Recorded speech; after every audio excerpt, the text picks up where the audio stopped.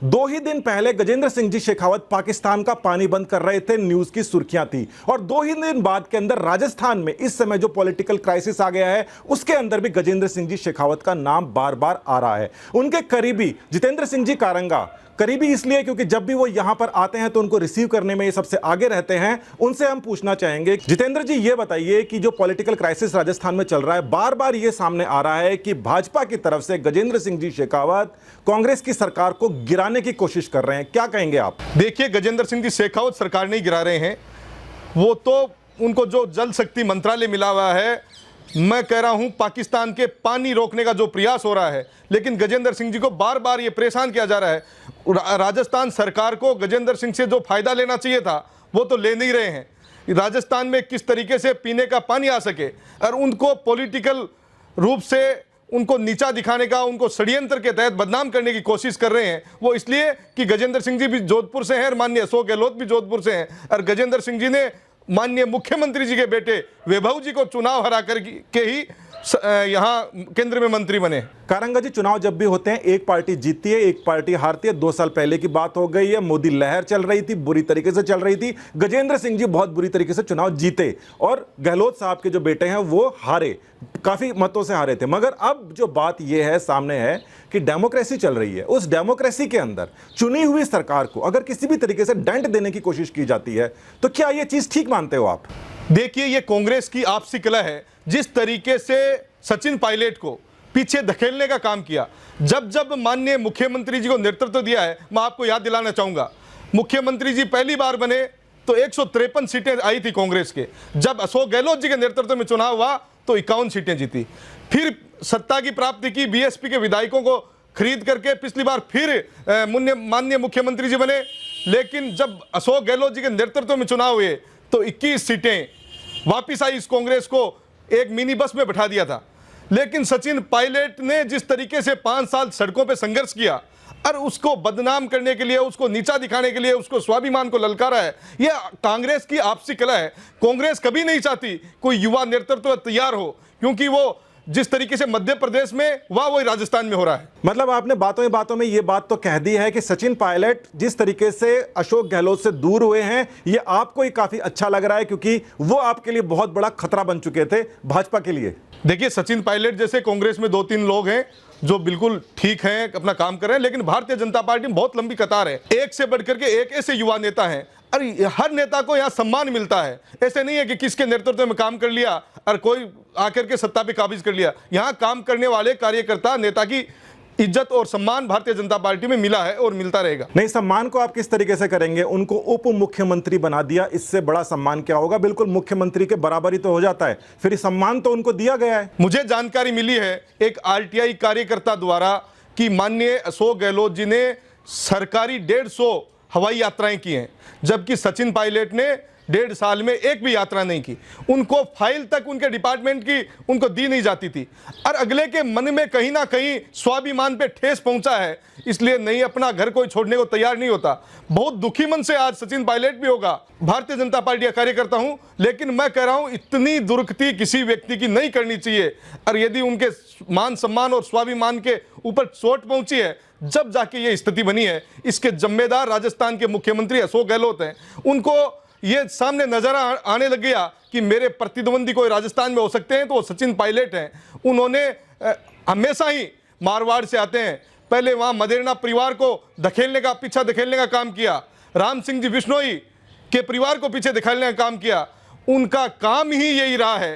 पहले शीशराम जी ओला हमारे शेखावाटी में नेता थे, उनको भी राजनीतिक रूप से पछाड़ने का, हर बार उनसे कहीं ना कहीं उनको अपमानित करने का वो प्रयास करते थे। इसलिए आज सचिन पायलट के साथ में शीशराम जी के बेटे विजेंद्र जी भी मजबूती के साथ में खड़े हुए हैं। कारंगा जी, कांग्रेस के ऊपर बोलने के लिए आपके पास में हजारों बात हैं, और आपने अभी गिनवा भी दिया कि किस प्रकार से अशोक गहलोत जी 2 बार खड़े हुए हैं उनके नाम पर और दोनों बार हारे हैं। वसुंधरा जी भी 2 बार खड़ी हुई थी, उन्हीं के नाम पर 2 बार बीजेपी को करारी हार का सामना करना पड़ा था। उसका जिम्मेदार किसको मानते हैं आप? देखिए, जनता जनार्दन का जो फैसला होता है, जो आदेश होता है, उसको स्वीकार करते हैं।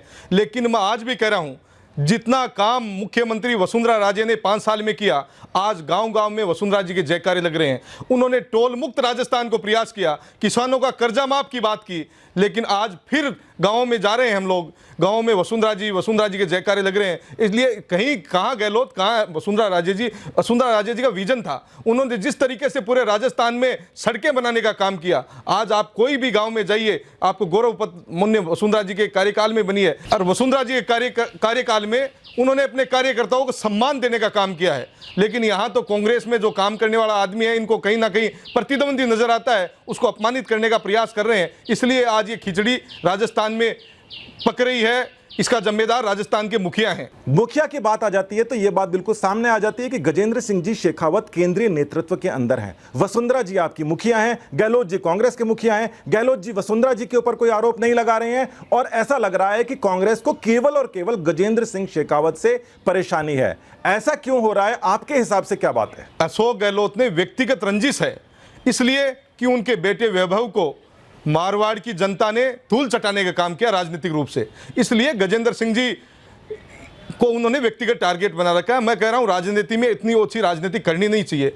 जिस तरीके से आज मोदी सरकार में बहुत पावरफुल मंत्री हैं गजेंद्र सिंह जी, मुझे खुशी है कि वो शेखावाटी से हैं, मारवाड़ का नेतृत्व करते हैं। और जिस तरीके से उनका फर्जी ऑडियो जारी करके गहलोत सरकार ने उनको बदनाम करने की कोशिश कर रही है, राजस्थान की जनता सब कुछ जानती है, कौन असली है, कौन फर्जी है, कौन गिराना चाह रहा है, कौन सरकार को बचाना चाह रहा है।